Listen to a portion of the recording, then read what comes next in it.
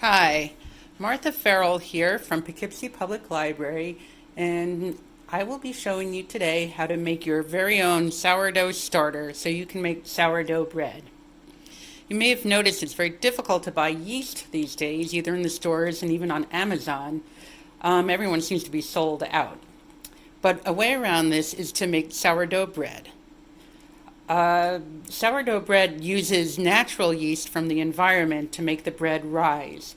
It's important to use whole wheat flour when making your sourdough starter because that's where you can more likely find the flora and fauna that makes the yeast grow.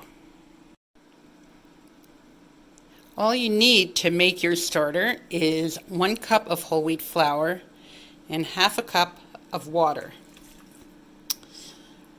Then stir it up very well. And when it's all mixed up, you put it into a mason jar and you let it sit for 1 day in a warm room.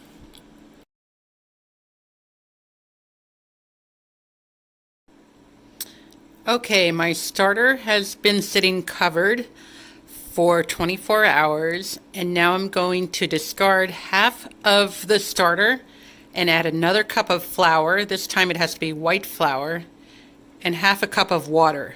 I'll stir it, and then it has to sit again for 24 hours. It is now day 3 of my starter, and as you can see, it has started to grow and bubble, and it smells really good. What we're going to do at this point is we take half a cup of the starter and put it in a bowl, add another cup of white flour, half a cup of water, stir it up, return it to the jar covered, and let it sit covered for 12 hours. We're going to repeat this process every 12 hours for the next 3 days. All right, I've been feeding my starter twice a day for 7 days, and now it's gotten bubbly and has a slight sour smell to it. And we are ready to make our bread. What you do is you take 3/4 of a cup of the starter, a cup of water, 4 cups of flour, and a teaspoon of salt, and put it in a bowl. Also add 2 tablespoons of olive oil.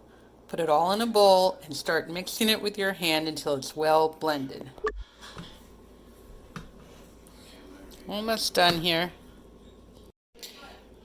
Once all the flour has been absorbed, you let the dough rest in a warm place for about an hour. And don't forget, you have to feed your starter again so you can make bread another time. So that's another cup of flour and half a cup of water. Once your dough is rested for an hour, you need to cover it with some plastic wrap and a dish towel, set it down in a warm room, and let it rise until double in bulk. This may take up to 12 or even 18 hours because we're using sourdough instead of yeast, so it might take a little bit longer. After the bread has risen for about 12 to 18 hours, all you have to do is turn it onto a floured board, smooth it out a little bit, and what I'm going to do is make 2 loaves and let them rise again for an hour. Here's my 2 loaves. I'm putting them in a Dutch oven, each of them, and that's the pot that they're going to cook in eventually. I'm going to let this rise for an hour. Once your dough has risen for an hour, you take a razor blade, make some slash marks in your loaves, and stick it in a 450-degree oven that's been preheated, and immediately turn the oven down to 400.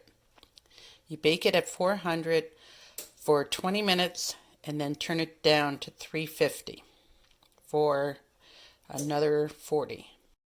And for the last 10 minutes of those 40 minutes, take off the lid, leave your oven door open a little bit, and let the loaves brown and finish cooking.